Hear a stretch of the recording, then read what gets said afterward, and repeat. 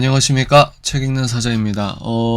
영상을 이제 유튜브 측에서 강제 삭제하고 경고를 받아서 일주일 동안 영상을 올리지 못하고 그 뒤로 올리는 두 번째 영상입니다. 저는 뭐 바쁘게 지냈습니다. 평소 하던 대로 이것저것 정신없이 지냈고 오늘은 이 책에 대해서 말씀을 드릴 텐데 이 책 추천 영상이 아니에요. 이 책을 보고 참 생각이 많아져서 말씀을 드립니다.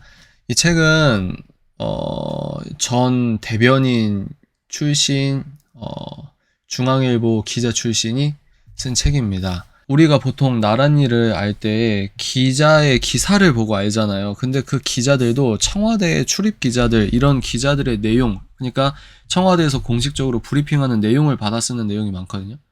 근데 이제 그 안에 있는 사람이 얘기하는 거기 때문에 좀 생각하는 바가 있겠다 싶어서 예약 주문을 하고 받은 즉시 읽어봤어요. 할 일은 많은데 일단 읽어봤습니다.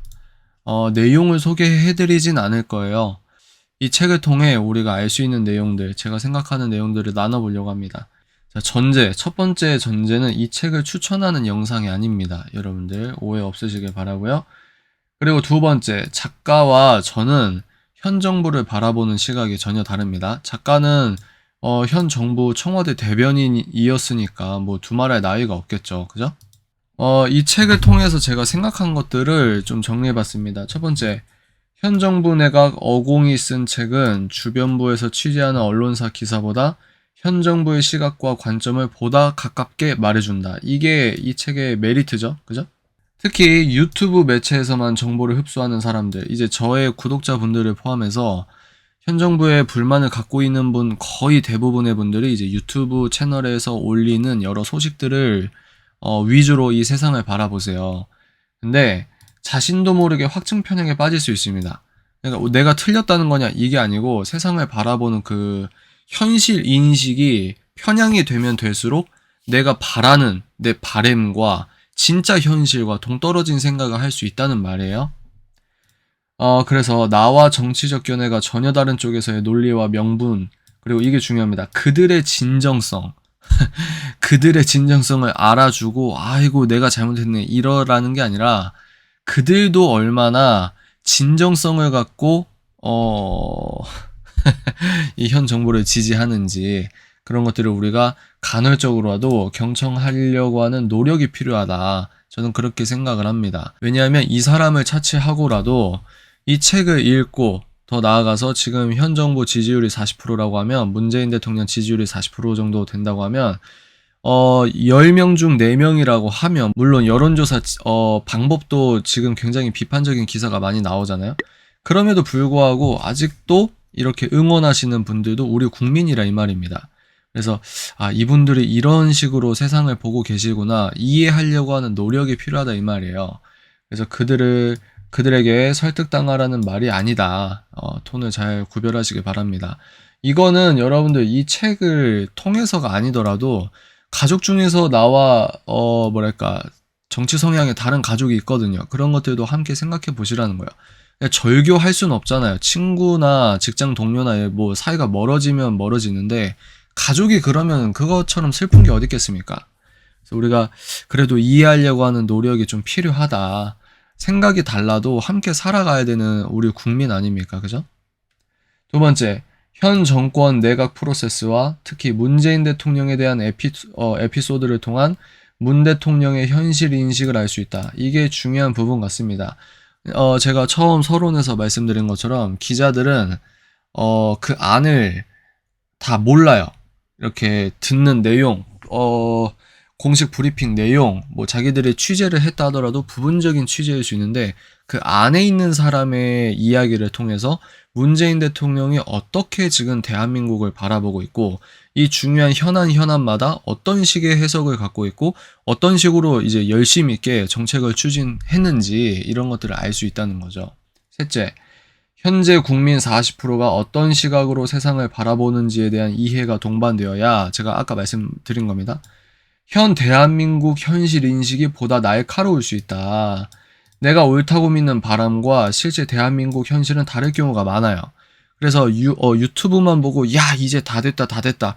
물론 어떤 이렇게 똘똘 뭉쳐야 되는 지지층 결집에 대해서는 아주 유용한 부분이 있는데 빅테크 알고리즘의 어떤 특성 때문에 우리가 확증 편향이 더욱더 강화되거든요. 그러니까 좌파는 우파 컨텐츠가 전혀 뜨지 않습니다. 여기서 좌파는 현실 정당적 좌파 우파를 말하는 거예요. 그리고 반대로 우파 역시 좌파 컨텐츠가 전혀 뜨지 않습니다. 물론 뭐 뜬다 하더라도 그걸 보겠습니까만 그럼에도 불구하고 현재 현실에 대한 보편적 인식이 아니라 너무 정파적인 해석만 보는 사람들이 똘똘 뭉치고 이게 세력화되면은 전 생활의 정치화라고 할까요? 좀 많이 피곤한 한국 사회가 언제 터질지도 모르는 폭탄과도 같은 그래서 이런 뜨거운 어떤 정쟁 가운데 그래도 합리성을 갖춘 사람들은 좀 뭐랄까 이 현실 어떤 뜨거운 정쟁을 좀 차분하게 바라볼 수 있는 어떤 기회가 있어야 그래도 좀 편하게 숨 좀 쉴 수 있지 않을까 합니다. 지금 또 이제 제가 비판적인 기사를 여러분께 브리핑을 해 드릴 거예요. 근데 일단은 그랬다는 거죠. 올바른 정보가 바탕이 돼야 올바른 미래 전략이 나온다. 이렇게 말씀을 드리고 싶습니다. 뭐 이것도 느낀 건데 일단 뭐 느낀 바 말씀드리면 첫 번째 이 사람이 어떻게 중앙일보 정치부장을 역임했는지가 굉장히 의문스럽더라고요. 개인적으로는. 그래서 중앙일보 논조가 뭐 JTBC랑 그 중앙일보 지면신문사랑 사이가 안 좋다 뭐 이런 얘기는 있는데 어찌됐건 중앙일보 논조가 요즘에 중앙일보 지면신문 보면은 그 오피니언이라고 해서 이제 칼럼 위주로 많이 이렇게 나오는데 좀 불분명해요. 좋게 말하면 실리를 추구한다, 세상이 바뀌었다 이렇게 볼 수도 있겠지만 좀 답답한 부분이 있습니다. 그래서 중앙일보 논조가 흐려진 이유가 투영된 사람이 아닐까 싶다 이렇게 말씀을 드립니다. 이 사람이 어떻게 중앙일보 정치부장을 역임했지? 그러니까 논조가 그랬나? 뭐 이런 생각도 들고 둘째, 철저히 현 정부에 대한 해명 또는 반박 위주입니다, 여러분.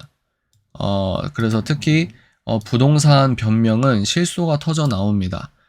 이제 본인들이 이제 실수했던 부분은 적극적으로 해명하면 할수록 구차해지잖아요.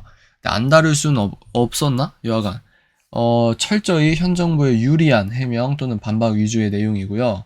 그리고 논조와 논거 자체가 촘촘한 책은 아니다. 뭐 쓸 시간이 부족했나 이건 모르겠는데 그래서 해당 분야 책으로서의 가치 그러니까 책으로서의 가치가 높은 거는 아닌 것 같다.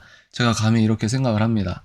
반대 진영에서 볼 때는 이 책은 해명 보도 자료 수준이고 현 정부 지지자들 진영에서 볼 땐 자부심이 뿜뿜할 수 있다.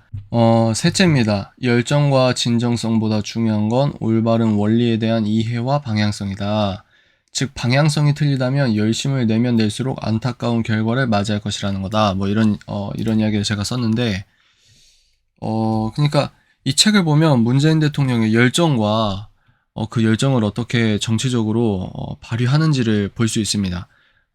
대통령도 수업이 필요해요. 그래서 문재인 대통령이 그 출마를 했을 때 본인의 장점 중에 하나를 노무현 정부 때 이제 내각에 있으면서 대통령이 어떤 일을 할 수 있고 어떤 일을 못하고 또 국무회의나 그리고 또 행정명령이나 이런 대통령이 할 수 있는 그 프로세스를 자기는 다 알고 있다. 그러니까 적응기가 필요 없이 곧바로 국정에 아주 직접적으로 효율적으로 할 수 있다. 이런 것들을 이제 내세웠거든요. 이 사람 나름대로의 어떤 정치 정략적인 어떤 수준이 있을 거 아닙니까? 나름대로.